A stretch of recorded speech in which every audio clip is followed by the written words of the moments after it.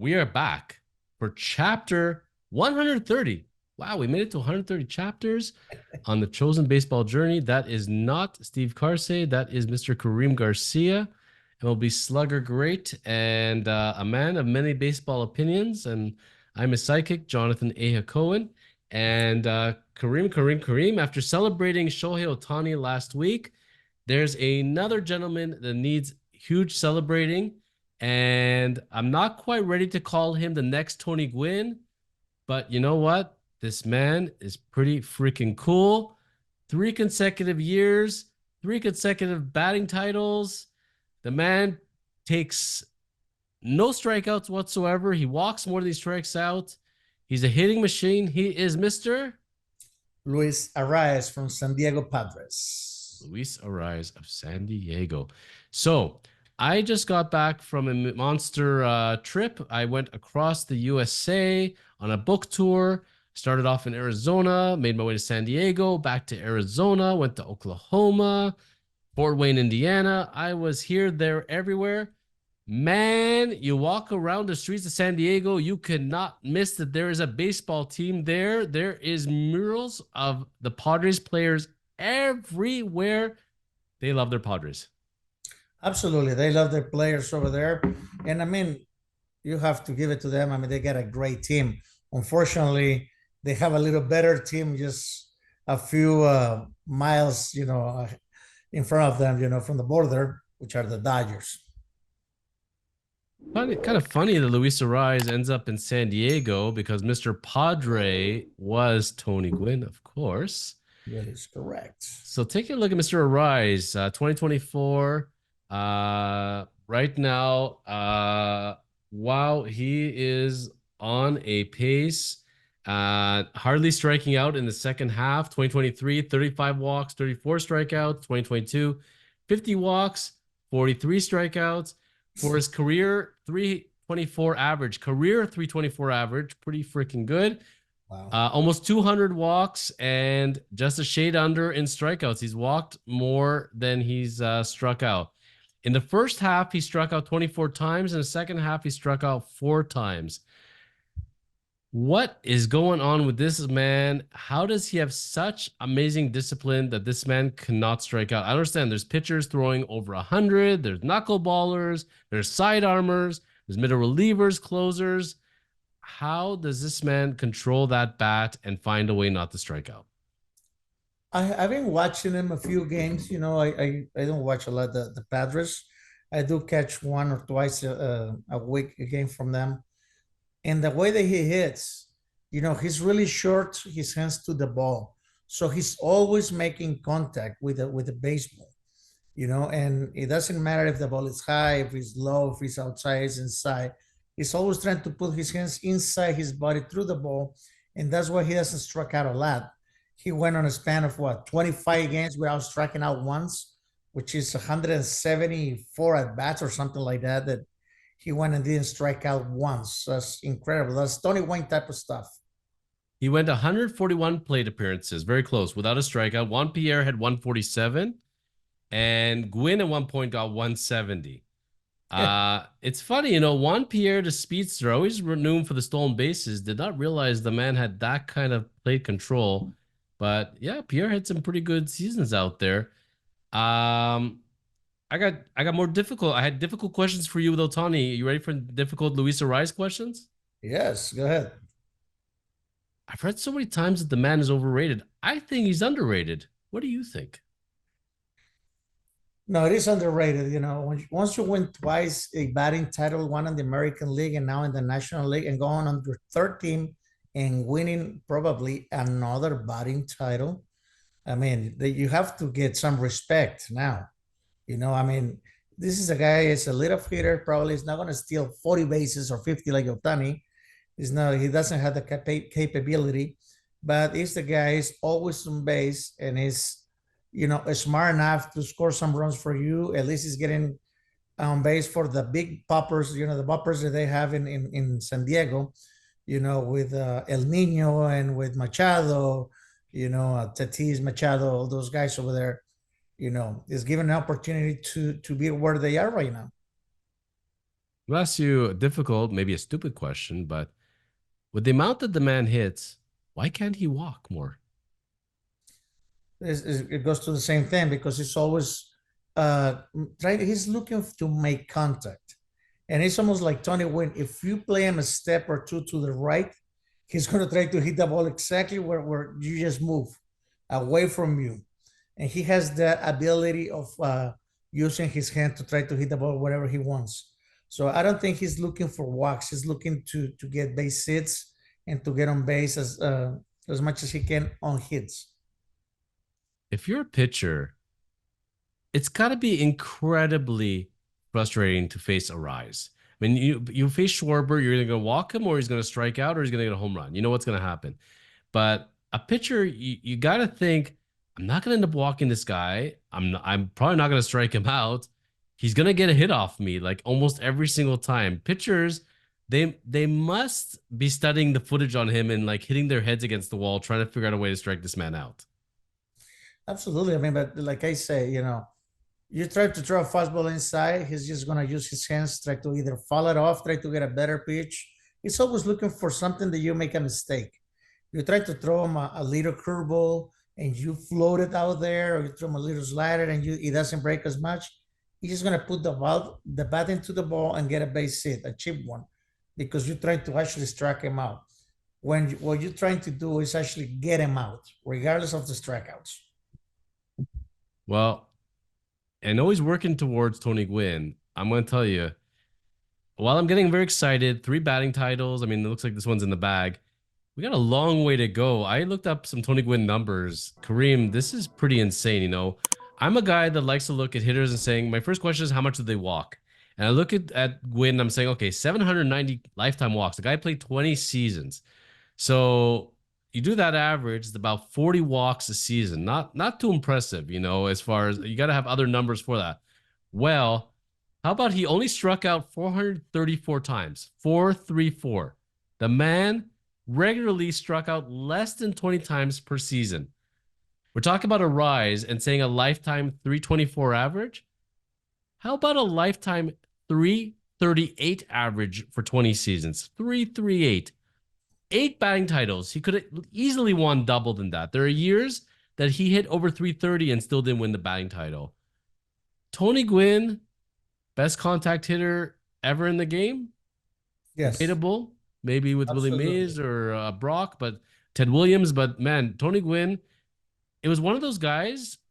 I don't think, unless you were a Padres fan and watched him regularly, you could really appreciate just how solid he was out there. Yes, I got to watch him play because I was on the other side of the field, when I was with the Dodgers and when I was with the Arizona Diamondbacks in the National League. And it was just amazing watching Tony Wynn hit and how easy and how uh, effortless make the see hitting, in baseball. Like I say, you move a little bit to the right, he will hit it to the left. You bring him a lefty, he hit better lefties than righties. You throw him a curveball, he will hit you out of the park.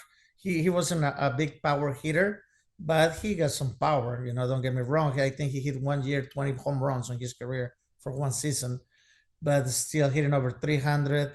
And he probably had better stats against Randy Johnson than anybody else in the game, and against Maddox, Smoltz, Glavin, all those guys, Pedro Martinez. They all mentioned, all those 4 guys without Randy Johnson struck him out 3 times in like, I don't know, 1,000 plate appearances. Imagine that. Unbelievable. And, I got to watch him as well. And regular all-star, silver slugger. So from a pitcher's point of view, when you got guys on base, Gwynn's going to get a hit. He's not going to strike out. He's going to get a hit. Why didn't he walk more? Why didn't pitchers intentionally walk him more, thinking, I don't want him to drive this guy in. I don't want him to get a double. Why did they challenge him his whole career rather than just putting him on base more? I don't think they were trying to challenge him. They were just trying to throw some pitches, on the corners. And this guy has such a great eye-hand coordination that he just put the bat into the ball. because some of those pitches were not in the middle. I mean, those pitches were low and away, up and ins. He's just like Arráez is doing right now. Tony Gwynn is the master of that, putting the ball in play. Yeah, and if you have, I guess, a protection lineup, that doesn't hurt. So Gwyn's was on some very good Padres teams, some not very good Padres teams, and on those not very good teams, when Dave Winfield and company were not there, I would have thought the guy would have got intentionally walked more regularly, maybe at least once a game, but no, they just they let him be. And Arráez the same thing. When Arráez is going to be all said and done, do you see the trajectory of Tony Gwynn, possible Hall of Fame career, or way too soon to think about that? It's a little bit too soon to think about that. He's still a young guy over there playing in the major leagues. Uh, 6 batting titles might put Jim Cooperstone. He's on his way to the third one, and hopefully, if he gets a ring, at least smells the playoff this year. Still give you a perspective of what he's doing and helping the team to get there. Why has he been traded so many? Why has Luis Arraez been traded so many times in his career? It's been a young career already. This is a guy that wins batting titles. Oh, he wins a batting title. The guy doesn't strike out at all, gets on base. Let's get rid of him. Like, why do teams give up on him so quickly? Maybe because they're looking something else from a leadoff spot. Because this guy is a guy who's gonna hit 320, 330, 340. It's not gonna get a lot of RBIs. It's not gonna have a lot of home runs. He's not gonna steal a lot of bases. So teams nowadays are looking type of little hitters, can hit at least 20, 25 home runs, hit 320, 330, steal some bases, and this is not your typical leadoff hitter nowadays. Well, another guy who's not your typical leadoff hitter is Mr. Kyle Schwarber on the future World Series champion Phillies. And I gotta say, man, postseason, seen him in many postseasons, and the guy, all he does is just win, win, win. Love watching Kyle Schwarber. Teammates love the guy. He's a guy, though, very different than Arraez because low average. He's always hovering around the Mendoza 200 average. He's going to walk a lot. He's going to walk over 100 times easily. He will also strike out over 200 times. He's going to get you a lot of bombs. He is a rich man's Pete Cavilla, so to speak. Rich man's Rob Deere. You know, why is a guy like you remember Cavilla back in the day? Yes, Pete Cavilla, of course I do. Inky, yes. Big boy, big boy. Yes. And also bye-bye Steve Balboni, right? Yes. Why is Carl Schwarber even being talked about in Cooperstown? And he's really just a rich man's Balboni and Cavilla Rob Deere. Well, I don't know. I mean, he's putting up some pretty impressive numbers both ways of the numbers. Of course, he's hitting over 240 now. He's hitting a little bit better than the Mendoza line. Has 30, 34, 35 jacks. Like you mentioned, the big deal for them is this guy put 1-0 on the board on the first inning, first hitter. That's already helping on a team like Philadelphia with good pitching. Also, he runs funny, but he runs pretty good. So he's gonna score some runs. He's not gonna steal a lot of bases, but he has the power, has a great eye. It just doesn't have a lot of contact like Arraez. If he was a Rice type of contact player with his power, now you're talking a different story. You're talking Shohei Ohtani at that point. But when you compare those two, as leadoff hitters, and you have a Rise, and a Rise strikes in the second half, let's say strikes out 6 times in the whole second half. And you have Schwarber who strikes out over 100 times in the second half. So he's already given away, a third of his at bats. But he also walks. He walks over 50 times in the second half. Plus, he jacks about 30 home runs. Who is the more valuable player at the end of the day when if a team can choose Arraez or choose Schwarber, who are they picking? Schwarber, I take him. I take him too, only because he has the power. He's gonna decide the game in the first inning, in the 8th inning, in the 9th inning. You know that he's a threat. You make a simple mistake on a fastball or a hanging curveball, he's gonna hit it out. Arraez is gonna get your base hit. Do you remember the commercial, the famous commercial back in the day with Greg Maddux and Tom Glavine? And they're Mhm. watching Mark McGuire get the home runs. And they said, chicks dig the long ball. And then they decide to become home run hitters. Is Yeah. Luis Arraez going to watch that commercial and decide, you know what? I think I got to get me some home runs here. Well, I mean, it doesn't come overnight, so he's going to have to work really hard and change the swing. Once you change your swing, it's not going to help him. His average is going to go down because either you're a power hitter or a leadoff hitter with a lot of average. And I think he's going to stick to his plan. He's doing very well, by the way. You get two phone calls in the offseason, Kareem. First one is Kyle Schwarber. Kyle Schwarber calls you up and says, Kareem, saw the episode on the Chosen Baseball Journey. Love what you have to say.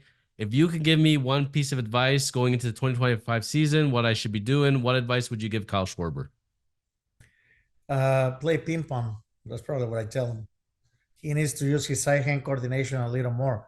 He has a great eyesight and picking up the pitches to walk a lot, but the ping pong helps you to make contact with the ball, and you have to still see the baseball, especially if you're playing on a higher level in ping pong. Same thing. He needs to work on his hands and to make a little more contact. Same phone call. He passes the phone over to Luis Arraez. Luis Arraez and him are hanging out in the offseason. They're working out together because they're both jack guys, you know? And Luis Arraez comes to you and says, also, Kareem, love what you have to say about me. What advice would you give Luis Arraez going into 2025? Let's stick with the same plan. I mean, he's not a guy that's going to hit you 20 home runs, like I mentioned. Unfortunately, he's going to be a guy that is going to hit for average. And I don't think he's even looking for power the way that I've seen him hit. He's trying to put the ball in play unless he changes his batting ways to do it, which I don't think so. Once you win 3 batting titles, you're going to stick to that. So he's just going to continue to make contact to the ball. Final prediction of the day. If you're a betting man, Cooperstown in the future, Luis Arraez, Kyle Schwarber, are either one making it, and why? I seen both of them difficult to make it unless Schwarber hits 500 home runs and hits at least 2,500 hits. That's probably he probably get to Cooperstown. And Arraez, unless he gets 6 batting titles, I see it difficult too. I I love both for various reasons, but I know for me the bar, when Roland got in and Roy Halladay, these are guys that 30 years ago would have never made it into Cooperstown. There's certain numbers and certain thresholds. It's getting easier and easier, I think, a bit, but I just don't see it happening, man. I don't see it happening. Mike Trout, I see it obviously. Bryce Harper, I see it. Even with the injuries and everything, Mike Trout will get there. I Mookie love Betts. Schwarber. I love Schwarber to pieces, but with that lifetime average and everything else, I have a hard and mainly as DH. Don't see it, but you know what? 3, 4 seasons of 50 home runs plus doesn't hurt. Yes, absolutely. This has been the Chosen Baseball Journey with Karim Garcia and Jonathan A. Cohen, and we'll be back next week. Kareem, we got to take one more look at the playoff picture before the playoffs start and see if we're going to make any different predictions. So stay tuned on that. We'll be back next week.